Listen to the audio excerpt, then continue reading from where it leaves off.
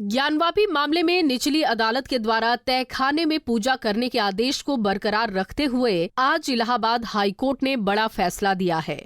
Allahabad high court ने हिंदू पक्ष के हक में फैसला दिया है और ज्ञानवापी के व्यास तहखाने में पूजा पाठ के फैसले पर रोक की याचिका जो इलाहाबाद हाईकोर्ट में दाखिल की गई थी उसे खारिज कर दिया है। अब व्यास तहखाने में पूजा पाठ पर कोई रोक नहीं है। इस फैसले के बाद हिंदू पक्ष के वकील विष्णु शंकर जैन ने कहा कि इलाहाबाद हाईकोर्ट ने सारे तथ्यों को देखते हुए ये फैसला दिया है।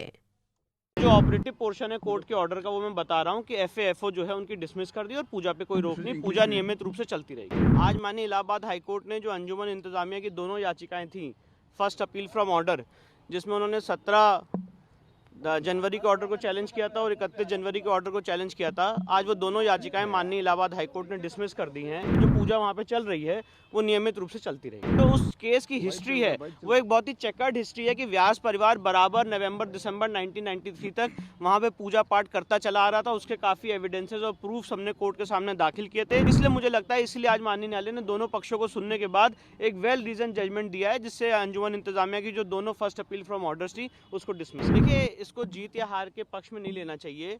आज माननीय इलाहाबाद हाईकोर्ट ने जो अंजुमन इंतजामिया की दोनों याचिकाएं थी, फर्स्ट अपील फ्रॉम ऑर्डर जिसमें उन्होंने 17 जनवरी के ऑर्डर को चैलेंज किया था और 31 जनवरी के ऑर्डर को चैलेंज किया था, आज वो दोनों याचिकाएं माननीय इलाहाबाद हाईकोर्ट ने डिसमिस कर दी हैं।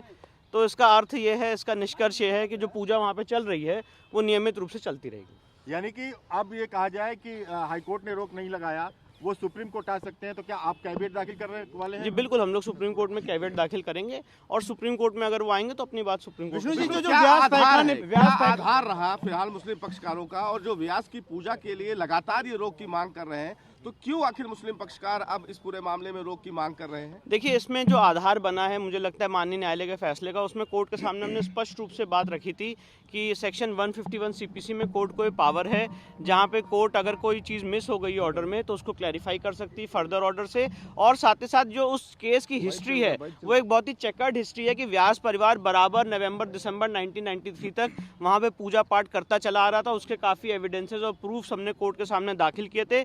इसलिए मुझे लगता है इसलिए आज माननीय न्यायालय ने दोनों पक्षों को सुनने के बाद एक वेल रीजन जजमेंट दिया है जिससे अंजुमन इंतजामिया की जो दोनों फर्स्ट अपील फ्रॉम ऑर्डर्स थी उसको डिसमिस किया। यानी मोटे तौर पे कहे पूजा पर कोई रोक नहीं है, पूजा चलेगी। नहीं, एक डिटेल्ड जजमेंट से आज दोनों फर्स्ट अपील्स डिसमिस की गई हैं। तो जो डिस्ट्रिक्ट जज का ऑर्डर था वो प्रभावी है और वो ऑर्डर इंप्लीमेंट हो चुका है। क्या ऑब्जर्वेशन दिया जजमेंट में? देखिए, अभी तो डिटेल्ड जजमेंट फॉलो करेगा तो उसको हम पढ़ेंगे, उसके बाद आपको बताएंगे। पर जो ऑपरेटिव पोर्शन है कोर्ट के ऑर्डर का वो मैं बता रहा हूँ कि एफएफओ जो है उनकी डिसमिस कर दी और पूजा पे कोई रोक नहीं, पूजा नियमित रूप से चलती रहेगी।